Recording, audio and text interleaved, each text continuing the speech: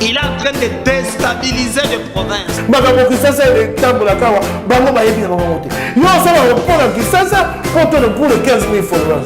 Le président Félix Antoine Tshisekedi a repris le projet de valider cette stratégie nationale.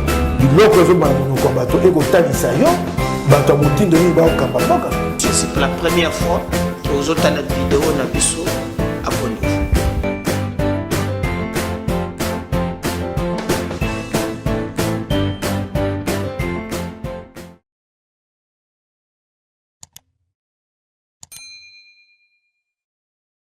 Tozali na esengo ya koya lelo na MKBZ officiel ko présenter bino émission oyo bozali ebele ya ko landa biso bozali branché na ba poste téléviseur na bino na ba tablette bozali ko landa biso ebele alors ebele boponi chaîne na biso pour bozala informer na actualité zoleka na mboka na biso.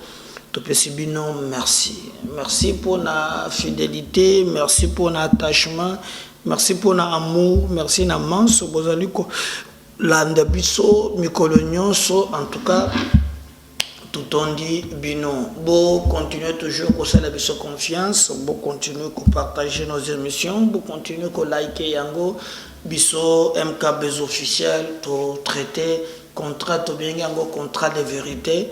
Pona ko salabino musala oyo ndenge elongo obani. Alors boyebe en toute humilité toyaka liboso na bino soki ezali pour la première fois que vous êtes à l'émission na biso to kosengo biloko ebelete ya yambo vérifier ce que vous allez abonner bana mususu tala ka biso za abonner te vas-y place ba komi ko s'abonner au s'abonner okopesa biso makasi mais to senga ka bipe service. C'est le service de service vraiment au songa chaîne na biso au kamatalien wana au partageango na baton mususu après bango pe au senga bango ba s'abonner ba partager ba liker et kozala et le komoko ya malam et biso avec vous et les contrats il y a vérité et les contrats où ils ont permettre biso to kende li bosu. Bande konangai tokobeta masolo lisolo ya tokobeta lisolo oyo zotala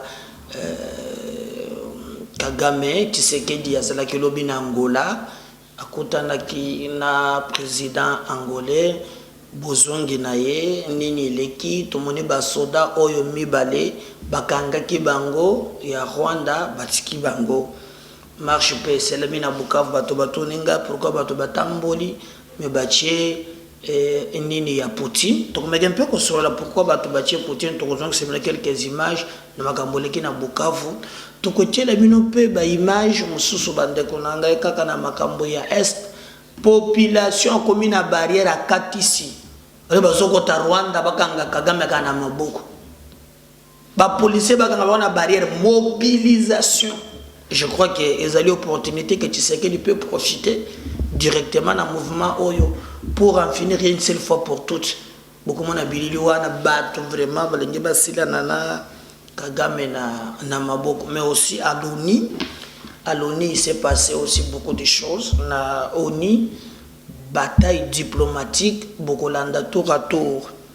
Bandeko ya Grande-Bretagne, Oyo mona kabango ba négocier kina Kagame. Bapesa ye bato baya kobwaka bango na Afrique Kagame asali mbongo babeti bakope na bango. Alors boyoka ambiguïté au ya Royaume-Uni ndenge bazali koloba na dossier oyo ezali epai na biso mais aussi tokobeta lisolo ya likambo oyo pe boyoka lolenge nini Christophe Lutundula azo expliquer pe makambo ya Rwanda c'est que le Rwanda veut et pas une abisso na objectif au bala museli M23 bokoyoka yango pe bokoyoka pe ambassadeur rwandais en tout cas c'est là qui somme na onikuna yezala ko pe simbwa mbwa boy et que état nyonso bandaki ko défendre kaka ba intérêt na ye bathématique wana nde tokobeta na bino na émission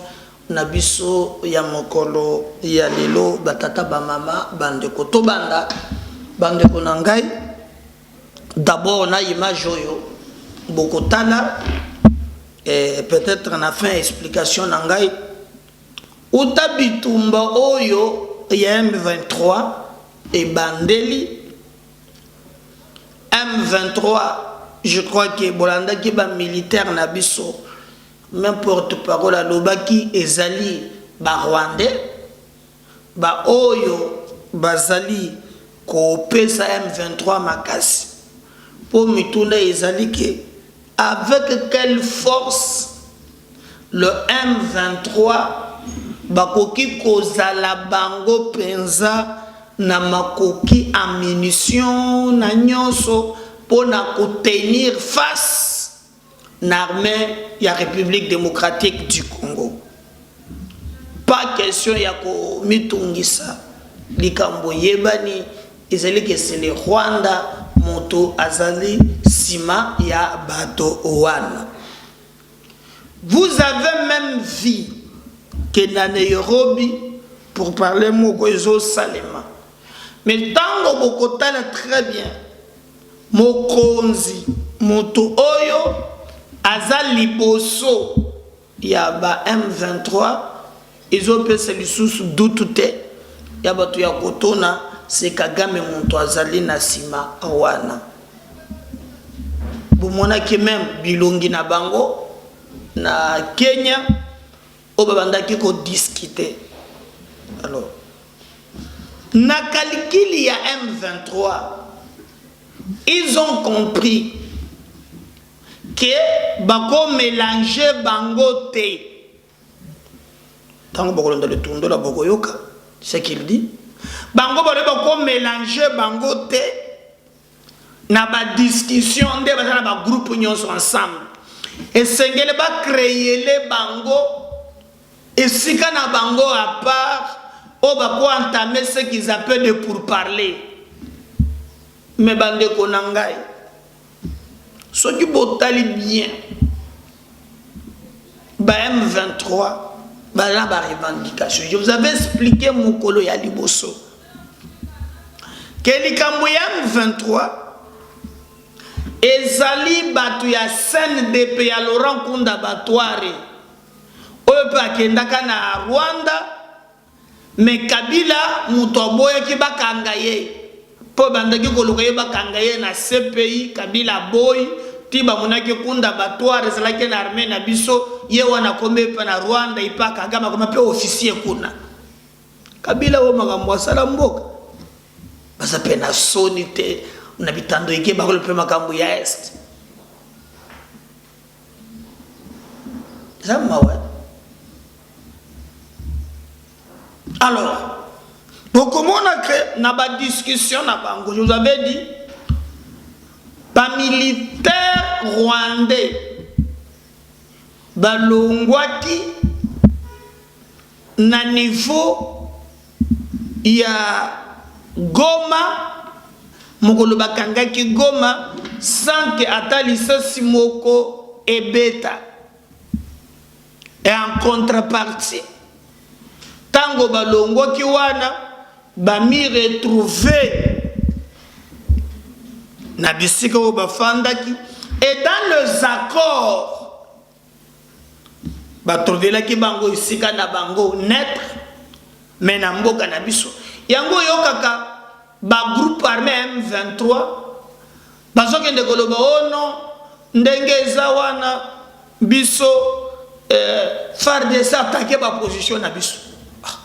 Comment armée loyaliste, Bino Bozaba groupe terroriste, vous avez des positions Namboka o Yabiso.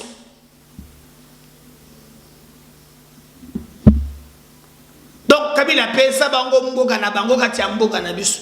Je comprends que même, Tango Bakangi Bamboka, Bago découvrir Pont Moko. O illégalement au côté mon ba to balinga ko ba position na biso boko tate o mona que pont moko ba tiaki illégalement entre Rwanda na Congo qui permet que ba militaire ba côté la kawana. Et vous n'avez pas maintenant à vous poser des questions, il y a côté le nombre ya ba militaire au basala kiao, mais la clairvoyance de notre peuple n'a pas permis que ba manœuvre dilatoire ya batouana et comme Tina Souka. Non. Non. Vous avez vu comment ba telemi pe ba barezela et nos forces armées ba yeba bande bitumba. Nzoka yabe na agenda caché. Je vous rappelle bitumba ne bandaki moment Katumbi na Kabila bakutanaki na unité katangaise le lendemain 23 surgir avec force. Parce que vous savez très bien que nous avons les cas awa Kabila na Fayulu na batu mususu bazo gérer bazo luka kaka epai na bango eloko bazo luka be kaka dialogue na balisanga bonga. Et vous allez même voir que leur position par rapport à Manso Malingeleka est tellement compliquée. Tellement compliqué. Alors, ce que nous demandons, les alliés, éviter politique politicienne, mais d'être nos forces armées derrière force Nabango. Alors, si Mayamou Pepignon sont des salami, population a déterminée pour na silana na Rwandais. Et moi je pense c'est quelque chose qui nous manquait depuis longtemps. Ça, si les politiciens voient leurs petits intérêts égoïstes et personnels, mais la population a compris que c'est maintenant ou jamais qu'il faut totalement l'écolo pour en finir une seule fois pour toutes avec Rwanda. Avec Rwanda, Kotali Saye Keno, Azali Susute, na Esika, Namboka Nabiso, et qu'il ne peut pas encore continuer toujours. Il y a pour ça la aventure Namboka Nabiso.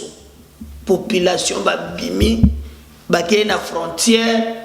Posa na bango bakota kaka na Rwanda basimba kaka Kagame na maboko déterminé ozomona ke bazana idée ya kozonga simate.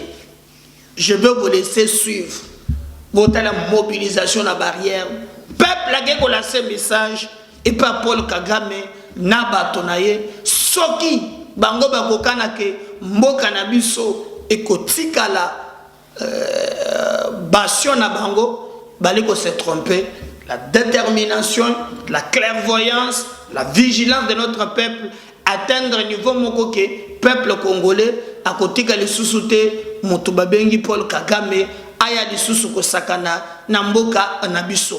Alors, image bozo mon alliés, première alerte, parce que tout le monde a comment, bato bazo pena babiloko, même na front wana, côté de la basoda. La mobilisation est générale. De l'autre côté, le peuple a prêt à accompagner les forces armées en Bokanabiso. Tokolanda vraiment, l'Olengeni ni ba pesi, ba pesi faire de ces maboko, mais boto la commande population côté Rwanda, Somona Mawa. On va revenir juste après pour continuer. Merci. Ça chauffe ici. Nous sommes à la frontière de Rougi-Zidé. Nous sommes à la frontière de la population vient de déborder, on appelle à Rwanda pour aller présenter un signal fort au signal à Kagame qu'ils sont prêts à frapper les Rwandais. La police est débordée ici où nous sommes. Nous ne savons pas comment gérer la situation. Ici, toute la population, avec des motards et autres, sont condensés, ils sont amassés ici pour vouloir traverser et aller au Rwanda. Ça chauffe. Ça, c'est un signal fort pour Kagame qui est en train de vouloir provoquer la RNC. C'est un signal fort. C'est un signal fort. Et voilà, les frontières est débordée.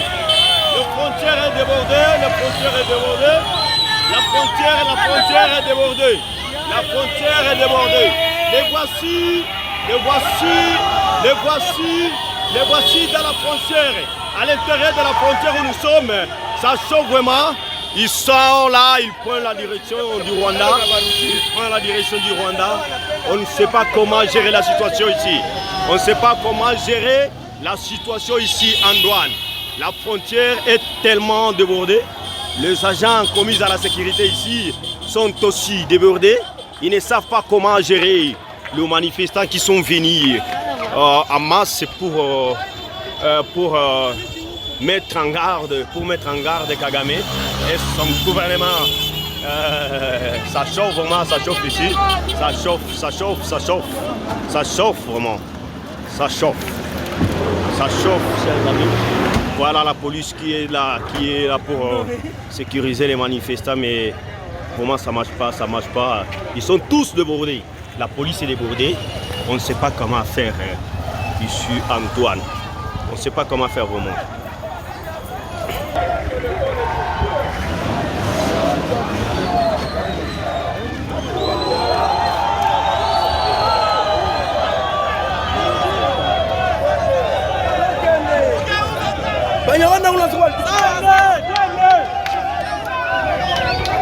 Un signal fort pour Kagame. Un signal fort pour Kagame. La population de Bukavu sont tous dans la rue. Voici, nous sommes ici déjà, tout au Bukilalo, il y a Rosizide. Donc ici... Binomoko Boumoni, mobilisation, accompagnement. Oh, il y a des forces armées, Yamboka Yabiso, bazali obtenir et pas la population. On est à la frontière, na Rwanda, population ikei koloba ke Kagame toko kangaye na maboko. On est baloba peuple ya modèle ne me peuple baluki. Malgré no ya Laurent Sokoko, makambo baluki pe migoloyo va changer, mais peuple a eu conscience. Peuple a lancé un message à Père Kagame. Peuple a lobé kaza prêt yemoko yakobunda kosimba minduki. C'est ce qu'on attend. Lorsque le pays est touché, lorsque le pays est menacé, on ne cherche pas des discours, il y a positionnement personnel. Ndenge tomona kayango, non. Quand le pays est touché, on a l'obligation de nous unir, d'être ensemble, de nous battre pour la écolo. Et non pas kokota la distraction. Namona que même nan de komoko vraiment na journaliste, je sais pas. Ba dozolo mais ezabia kuliko finga na mama Kagame. Hein boyoka par exemple makabozolo ba oyo. Ils savent aujourd'hui que non. Bande Konabiso, Batouazo, Bomabangweza, Rwandais, na Kagame, Yemogwa Lobi. Mais c'est Kagame, c'est un petit aventurier. Quand il se permet de dire non, nous sommes un petit pays, nous ne sommes pas à mesure de nous battre ici, on va aller se battre là-bas. Maman Naïe. Vous comprenez où c'est Gabriel? Non, s'il vous plaît. Quel s'il vous plaît? Mais c'est du tout ça? Ça se joue avec les gens? Gabriel. S'il vous plaît, Gabriel. Il dit que c'est. Est-ce que vous êtes d'accord? Tout le monde est Bande Konabiso, Batouazo, Bomabangweza, Rwandais, na Kagame, Yemogwa Lobi. Mais c'est Kagame, c'est un petit aventurier. Quand il se permet de dire non, nous sommes un petit pays, nous ne sommes pas à mesure de nous battre ici, on va aller se battre là-bas. Maman Naïe. Vous comprenez où c'est Gabriel? Non, s'il vous plaît. Quel s'il vous plaît? Mais c'est du tout ça? Ça se joue avec les gens? Gabriel. S'il vous plaît, Gabriel. Il dit que c'est. Donc, mais c'est dans une émission, hein, na plateau, na bouyo tchakou c'est Longinabino, journaliste, a été invité, avant de go finga, batu batendre niveau ya koina Kagame, je crois que y a un embroi besoin c'est que non, ba Congolais, ba tomboki ba boy na mboka na bango. C'est-à-dire, bisope, nangambo na biso, tous alandais conscients, ces politiciens, yo maye les alakana mutute, oyeba kokabulate mboka na batu. Bazo attaquer mboka, yo na mutuno ka discours ya leader na yo. Mais moi, je remercie la population de l'Est et comprendre que ça ne sert à rien que tu distraire babimi et belé bakoti na nzela balakisi que baza prêt à confronter Kagame. C'est ça qu'on attend. Bon mon abino moko na barrière wana police babimi on baza mobiliser. Kagame se croit qu'il a commis pour y prendre, il a commis peu Poutine. A commis peu Poutine. Un autre peuple a déterminé, il a confiné avec Kagame. Il ne peut pas nous prendre en otage. Hein? Bon, comment vous faites un maman na plateau? Na pleine émission. Quel s'il vous plaît? Le 4 micros na yo. C'est comme une colère et comme une dimension. Et moi je pense que nous devons prendre cette attitude pour la barrer route. Na badongolo biso ya Congo. Baye pour que ce peuple na biso passe. Et ce qui wana te sima ya bato oyo bakendaki na frontière. Mais groupe mususu baye pe sika. Bakomi pe na front. Baye na ba carton a biloko, baye na ba mai, ba memi ba sardine, ba kwanga, baye na sukotika na ba soda na frontière. Solidarité onde tozoluka. Solidarité onde tozoluka. Je vais vous laisser aussi suivre. Bon mon comment bango pe bakiti sur terrain. Ba komi na frontière, ba kotiki ba soda bazala ki wana. En fait, il y a maintenant collaboration, attachement, fidélité. Moko. Na front.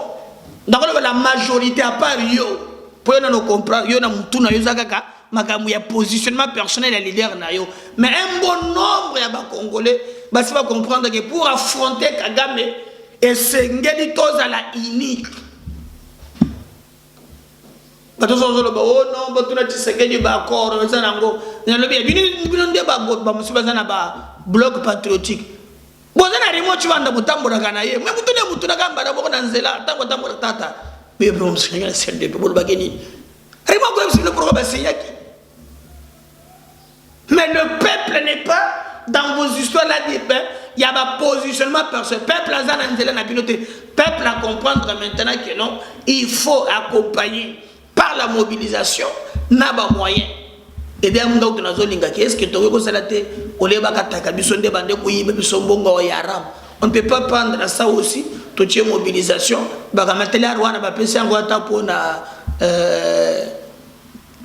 Soda, $1, tu peux suivre soda. Au lieu que tous à distrait, n'a pas moto na makolo. Je vais vous laisser suivre comment la population bakenda ki peli soso côté que la bafar DC après tozonga la makambo ya ba diplomatie bomona bitomba oyo lekaki na conseil de sécurité sur le plan diplomatique. On suit ça, on revient juste après.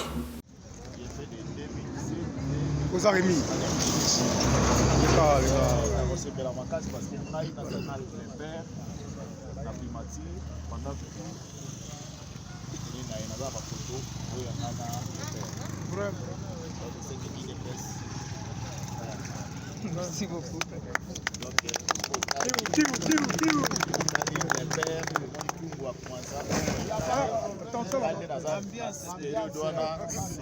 Il y a conférence nationale souveraine.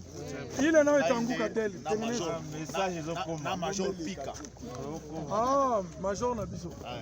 Major Pika n'est tout ça pour la primature période de 2 mois. Sur une place, il est avant de autant de journal là 7. Bravo. On est ensemble avant les soucis. Maintenant, nous voulons les non-visiteurs. Vous mettez ici les doigts comme ça. Tu te mets là au milieu. Pourquoi que vous avez Tati, moi, vous dites, moitié espace. Ça, nous sommes ici. On est ensemble. Avec. Oui. On kata on tourne.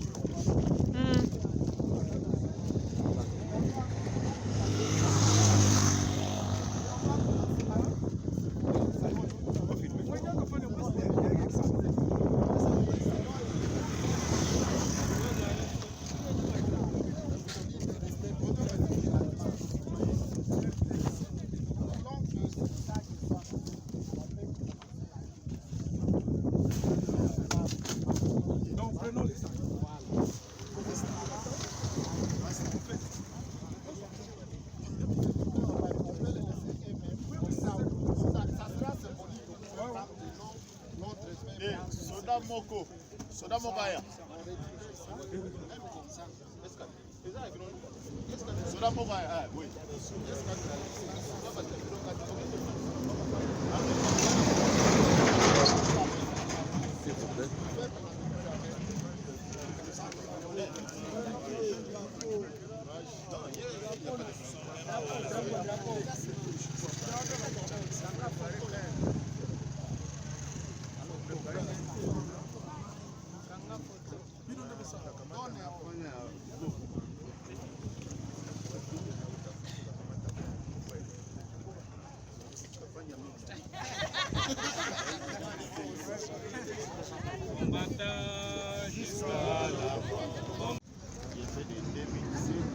Aux Arémi.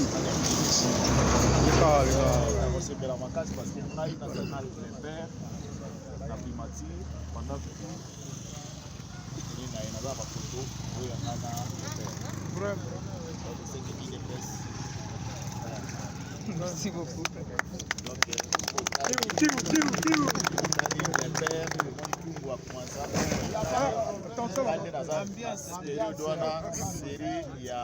Conférence nationale souveraine. Il est là, il est en Goukatel. Major Pika. Ah, Major Nabiso. Major Pika, tout ça pour eux. La primature période de 2 mois. Si on place les pères avant qu'il y ait autant de journal là, c'est. Bravo.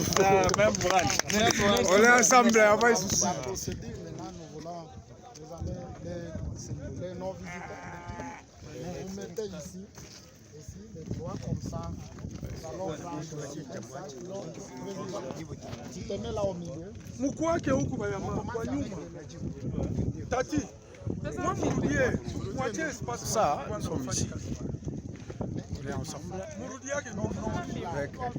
Oui. On kata on tourne.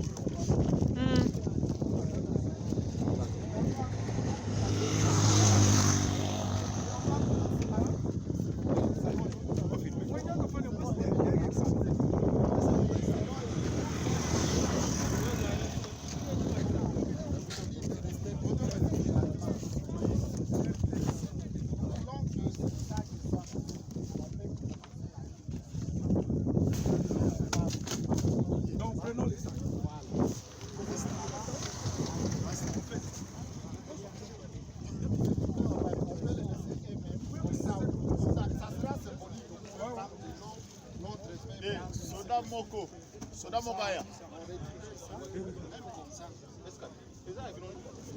Soda Mokaya, oui.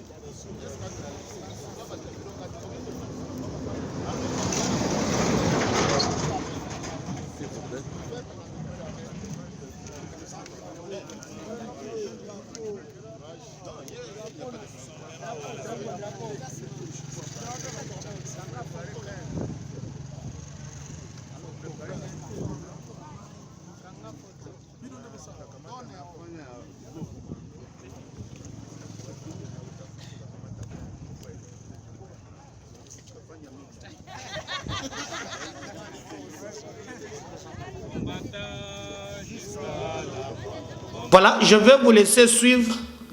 Pour l'ambiguïté, il y a Royaume-Uni.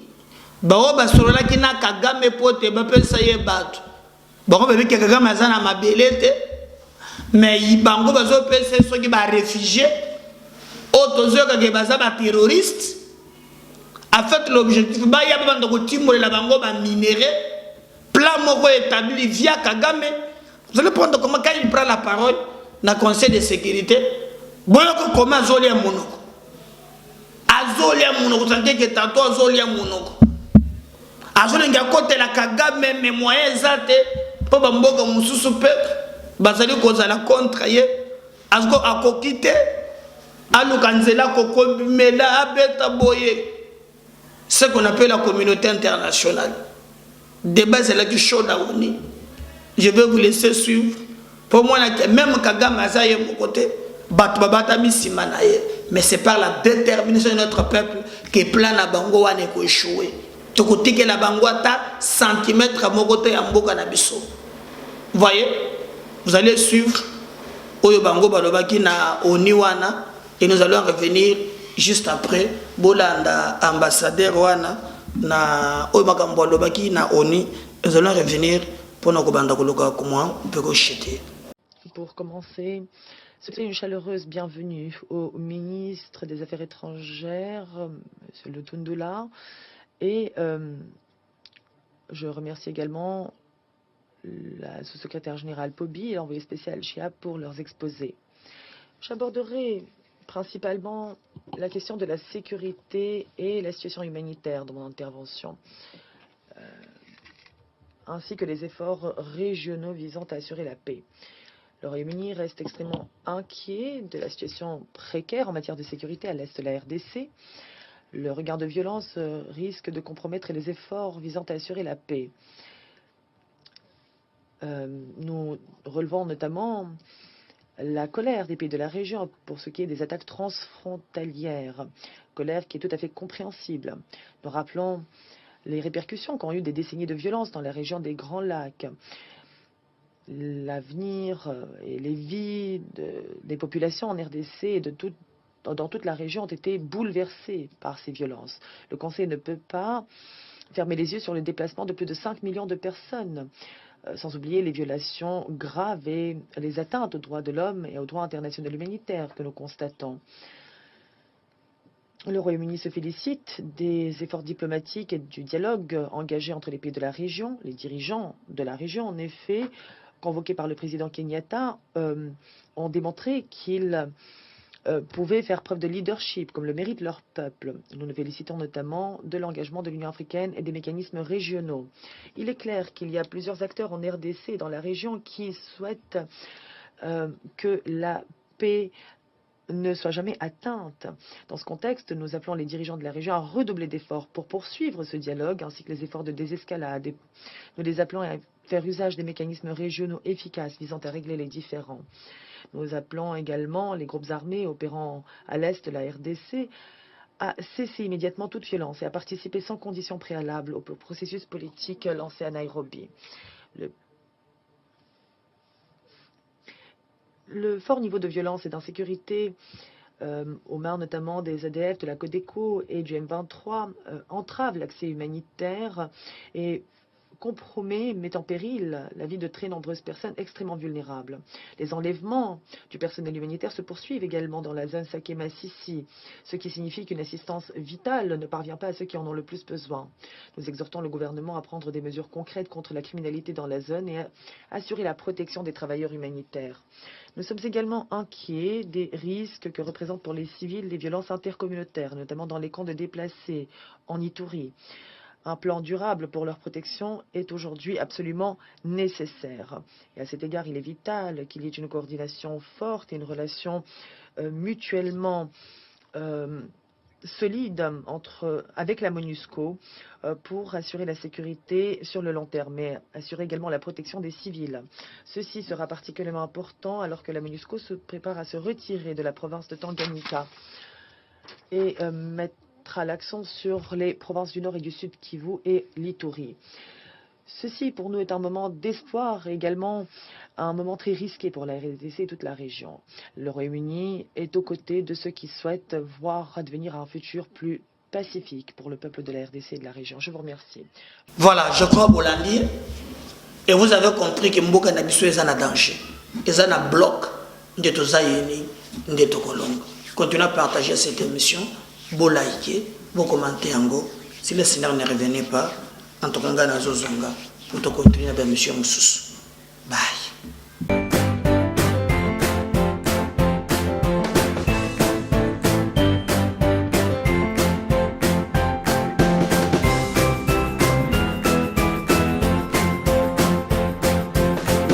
il a bengaka mutu. Il est en train de déstabiliser les provinces. Makambo Kisasa tambola kawa bango bayebi na bango te. Yo ça va reprendre Kisasa pour le 15 000 followers. Le président Félix Antoine Tshisekedi a repris le projet de valider cette stratégie nationale.